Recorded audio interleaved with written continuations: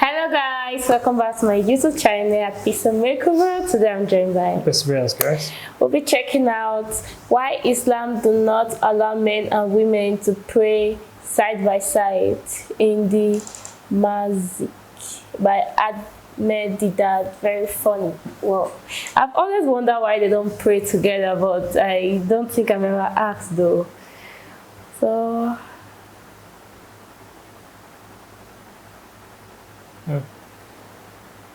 it's going to be interesting. I really want to know, so I'm curious already. So guys, without further ado, let's get started.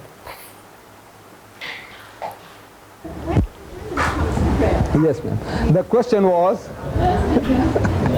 when do the women come to pray? See, the obligation to pray, as well as every other religious obligation, which is incumbent upon the man, is also incumbent upon the woman. But there is what is called a segregation of the sexes in Islam. Men and women are not allowed to freely intermingle. So in the absence of a separate facility, they pray at home. There are certain mosques which have certain separate facilities. Like this particular one here, unfortunately, the way from the very beginning it was built, it didn't have that facility. But now, the free intermingling is that which is not allowed. Otherwise, everything the man does, the woman must do. Fasting, prayer, going on a pilgrimage, giving charity, whatever the man does, the woman must do the same. But now, you might not have had the chance of coming through that section there where we make ablution. So you might have come in straight in there. That other side, you saw the taps there, seats there, going out time, you can have a look. So the men and the women must go through the same process. And imagine you making your ablution there. And I'm waiting for my turn, because at prayer time there's always a queue behind every tap, because there's certain fixed times and everybody tries to make it as short as possible, how to get in quickly to fit into the time slot. So you making your ablution and I'm waiting for my turn, for example. And I can assure you, madam, that as old as I am, I see the lady sitting there, her dresses around, the nape of the neck, lifting up her legs, washing her feet. I said, number one, you won't feel comfortable with a man sitting on your right hand side and a man sitting on your left hand side, and some places a man sitting across there, you're lifting up your legs and washing your feet, you might be wearing a hot pant, you won't be at ease.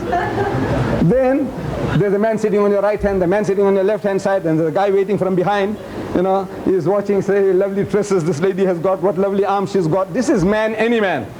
Unless he's a lunatic or something else is wrong with him. Look, this is how God made man. Then you might have witnessed as in prayer, everybody standing shoulder to shoulder. Because the Holy Prophet Muhammad, he said that when you stand up for prayer, you must not leave gaps for the devil to get in between you and your brother. Now the devil that he was talking about was not the guy we see in the art gallery, museum complex, City Hall. You go upstairs, second floor there, and you see the paintings by great artists. There is one huge painting there of a beautiful woman, well proportioned with wings. She's got a wand in her hand. She's directing the devil to go to hell, and you can see the devil flying off. In the picture you can show all that. Hellfire in the distance, and the devil is flying off. And this devil has got ruddy complexion, red, red, red. He's got horns, he's got sharp ears, he's got a tail with a barbed hook. It's worth seeing. Some great artist has done that job. I said, now a devil like that, if you saw it, you run for dear life. Me too. Muhammad wasn't talking about that. He was talking about you, yourself, we, ourselves. So you see, I'm white, he's black. I'm rich, he's poor. That devil must not be allowed to come in between you and your brother. So you stand shoulder to shoulder. My brother can't get away from me and I can't get away from him. But instead of my brother, my sister standing next to me. And I said, Allahu Akbar. So Allah is the greatest. But nice cushy feeling, nice and warm. I'm wondering whether she's not the greatest. No, this is the human mind, how it works. Then we stand rows and rows behind each other, as you have seen, rows and rows behind. And my sister, she's standing in front of me there in the row, and I'm behind her. So Allahu Akbar. So Allah is the greatest. This is 36, 24, 36. Look, This is man, any man. Unless he's a lunatic or there's something else wrong with him. This is how God made man. You know, the thing that allures him most on this earthly existence is woman. And I don't have to prove it to the Westerner. To you people, I don't have to prove it. You know it, this weakness of man, and your people are using it to the limit. Look, Lucian Motors, Smith Street, Durban, they sell second-hand trucks. But on the trucks that they advertise, there's a woman in the bikini on top of the truck. Then G North, they moved from Field Street to North 18. G North, they sell second-hand tractors. They sell tractors. And on the tractor that they advertise, a woman in the bikini on top of the tractor. I'm asking, what has a woman in the bikini got to do with a second-hand truck or with a tractor? Except the man. You see, he'll be enticed to read that advert because of that woman. And then BMW has beaten the lot. BMW is a motor car supposed to be a little better than the Mercedes-Benz. I'm not in the market for it. I had 4 Beetles. You know, I spoke about Beetle. 4 Beetle motor cars, one after another. And then they did away with the Beetles. I was forced to buy a Golf. I'm still not in the market for a BMW. But a BMW advert in our daily news attracted me.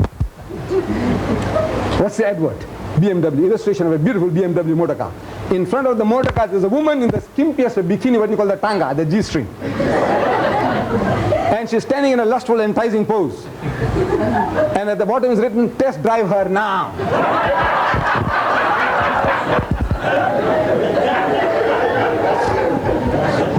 Who? The woman of the car. She's buying the car. No, the buyer car. So what are you doing to your women folk? You see, the Westerner, he sells his mother, he sells his wife, he sells his daughter, he sells his sister. Everything is for sale. To him, anything, his wife is a star. You know, he's proud, his wife is a star. She's being, bruised on the screen. The guy is simulating sex with her on the screen, and he can enjoy, so my wife is a star. So what has happened to you? Your sense of values. Your mother is a star. Your daughter is a star. This is the Holy Prophet Muhammad, he said, that women, they are your mothers and your sisters and your daughters and your aunts. They are to be loved, respected, cherished and protected. They are not for sale. So according to our system, this free intermingling is a thing that is not allowed. But if there is a separate facility, like in the Grey Street Mosque now in Durban, they have a separate facility, separate entrance, separate place for ablution. Everything is separate. They are in the mosque and yet out of the mosque, allowed. Only the free intermingling is not permitted now. But the obligation is on the man as well as the woman to pray. Like, share, and subscribe to create awareness. We are also available on Facebook, Google+, Twitter, and Paltalk. Guys, I believe there's a reason why they demarcated them. Ladies men. For me, I feel like maybe in the era, in the centuries when Prophet Muhammad was, maybe, I don't know if it's tempting or stuff, I don't know if it was written in the Quran, women stay away, men stay here. I don't know if it was written like that, but if it was written like that, there have to be a reason why. I know he was explaining it like, when you and the woman stay together, men have some thoughts on her. So that is a brief answer, but not fully, because you can be together. You won't feel that like. I feel also it works with your mindset though. Yeah. Because I feel when they're praying, they're covered with the what do you call it, the hijab. So if everywhere is fully covered, then what is making you have the sexual urge though? I really don't get that kind of. Well, I feel like there's a deeper reason why. Yeah, except that. There's a deeper reason. They have to be a different reason. Oh, I feel like they feel like men are a little bit more superior. That is what is my mind. I have to say that. I was thinking at first, when I saw this, when I knew that men and women don't pray in the same place, I was thinking maybe it's their religion, like it's in the Quran, that they shouldn't pray in the same place based on this, that. But I never knew it's because of the reason he just gave, though. Yeah, he's just giving an example. Not like that is what is written in the Quran. He's just like saying based on his own understanding. Yeah. Oh, right. I understand. I feel like during those times, I feel like men are way more superior. For me, that's my own thoughts. Way more higher than women. That women have to be somewhere separate. Men somewhere separate. I think that is the reason why. Comment down below what you think. What do you think is the reason why women pray separate the women pray? Comment down below your thoughts, guys. As everything, even if women pray and men pray, what matters is you are both praying to God, irrespective that they were demarcated. But as long as you know willingly within your heart you are praying to God.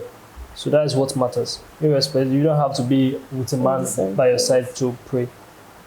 That's good.